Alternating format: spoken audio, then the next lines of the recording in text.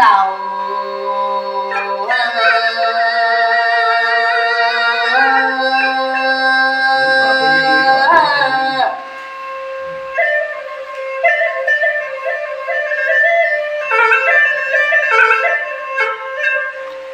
หน้าวัดเดียววันนี้พังโตปอตใส่ตา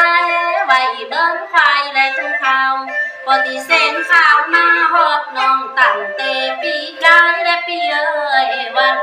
ตอนนี้นางก็คุ้มคายหาเข่าเฮินใจก็มาโลดวันนี้เข่าฮอดเดียวก็ปิ้นมือเกี่ยวดีวันโลดมือนี้เข่าฮอดเดียวก็ปิ้นมือเกี่ยวปอดวันใสวันใดดีแรงามประเภทเต้นวันนี้ไหลวันนี้เข่าฮอดเดียวขึ้นก็มีเวทกับการและปีเอ้ยวันนั่งก็ยังเกิมหอมกแล่ใจย้อนเปิดโตปอเต็มตานี่ปอกกาเมืองมอนกว่างย้อนเปิดโตปอพัดนี่ได้เกิดหอมจากนั้นขึ้นแดกขึ้นลงสุงสารปอก็บินจางขับลง12ปันนาในเปิ้นหาดื้อโยอูกันมาข่อยดุกหน่อยขึ้นได้ปิ้นดุกซิกดุกโยมกันมาปอไตไปนี่กับป่าปิ้นปอบแดโซนี่นำหูกำซ้อนก็ตกซ้อนเฮาปิ้นดุกใส่ใจนี่จักไหลซ้อนซื้อเมื่อวันหนาลูกก็คือโศกกันย้ำเจ้าจริงดีออกเพิ่นหน้ามายำมือ2-3วันไปอ่อนนางก็เนบอกแก้วบ่เจอได้ตัวบ่3คำกับตึงตัวบ่ปันนี่ได้เอาจิตเดใจได้ปิ้นจางขับดงแม่อยู่เมืองไฮกว่างวันนี้เฮาของเขาฮอดเดียวเฮาคู่ของคุมคู่เดียวกันต่อไปเฮ้ย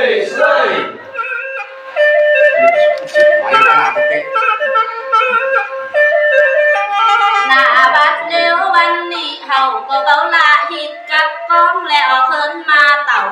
เขาฮอดเดียวแล้วเพียวต้องเฮินใจได้เอาจิตเดใจมาเลี้ยวเขาแฮนขึ้นเขาแฮนคำก็มาโลดจักจอดห้องเต้นนี่ก็เบาใจเฮินไผได้ปีเอ้ยวันเพิ่นมาเฮินกลางอกก็เบาใจเฮินไผเฮินกลางใจนี่หักปิ้นเฮินปอและเมเต็มตาอันอยู่แฮนคำกว่างเขาของไหลเห็นตั้งเตหน่อย